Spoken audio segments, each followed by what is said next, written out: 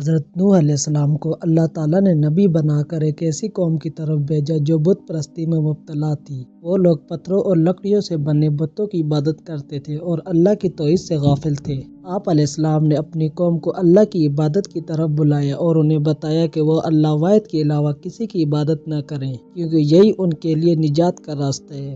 حضرت نوح علیہ السلام نے اپنی قوم کو نہایت نرمی اور محبت سے سمجھایا کہ بت نہ تو کسی کو نفع پہنچا سکتے اور نہ ہی نقصان، لیکن قوم نے آپ کی بات ماننے سے انکار کر دیا۔ آپ نے دن رات انہیں سمجھایا اور اللہ کے عذاب سے ڈرایا، مگر وہ لوگ نہ صرف آپ کی بات کو نظر انداز کرتے بلکہ مذاق بھی اڑاتے۔ قوم کے سردار آپ کے سخت مخالف تھے۔ وہ لوگوں کو بھڑکاتے اور کہتے کہ نوح ایک جھوٹے نبی ہیں جو ہمارے آباء و اجداد کے دین کو مٹانا چاہتے ہیں۔ حضرت نوح علیہ السلام نے تقریباً 950 سال اپنی قوم کو تبلیغ کی، لیکن بہت کم لوگ آپ پر ایمان لائے۔ زیادہ تر لوگ اپنی سرکشی پر قائم رہے۔ بالآخر حضرت نوح علیہ السلام نے اللہ سے دعا کی کہ ان کی قوم پر عذاب نازل کیا جائے، کیونکہ یہ لوگ ہدایت قبول کرنے کو تیار نہیں ہیں۔ اللہ تعالیٰ نے حضرت نوح علیہ السلام کو ایک کشتی بنانے کا حکم دیا اور بتایا کہ وہ کشتی آپ اور آپ کے پیروکاروں کی نجات کا ذریعہ ہوگی۔ آپ نے اللہ کے حکم کے مطابق کشتی بنانی شروع کی۔ قوم کے لوگ آپ کا مذاق اڑاتے اور کہتے کہ یہ دیوانہ ہے جو خشکی پر کشتی بنا رہا ہے۔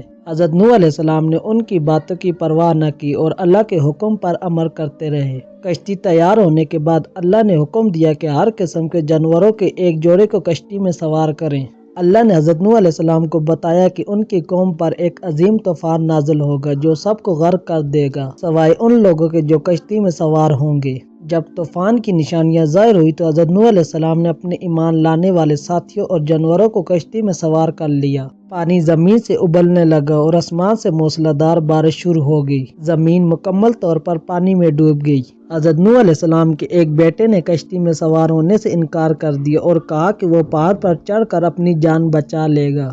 حضرت نوح علیہ السلام نے اپنے بیٹے کو پکارا اور کہا کہ اللہ کے عذاب سے بچنے کا کوئی راستہ نہیں سوائے کشتی میں آنے کے، لیکن وہ نہ مانا اور پانی کی لہروں میں غرق ہو گیا۔ اللہ نے زمین اور آسمان کو حکم دیا کہ پانی واپس کھینچ لیا جائے۔ یوں طوفان ختم ہوا اور کشتی ایک پہاڑ پر جا کر ٹھہر گئی۔ اللہ تعالیٰ نے حضرت نوح علیہ السلام کو اور ان کے ساتھیوں کو نئے سرے سے زندگی کا آغاز کرنے کا حکم دیا اور انہیں برکتوں سے نوازا۔ طوفان کے بعد دنیا میں صرف حضرت نوح علیہ السلام اور ان کے ساتھی زندہ بچے۔ انہوں نے زمین پر توحید کا پرچم بلند کیا۔ حضرت نوح علیہ السلام کی زندگی ہمیں یہ سبق دیتی ہے کہ اللہ کے راستے پر استقامت اور صبر ہی کامیابی کا ذریعہ ہے، چاہے حالات کتنی مشکل کیوں نہ ہو۔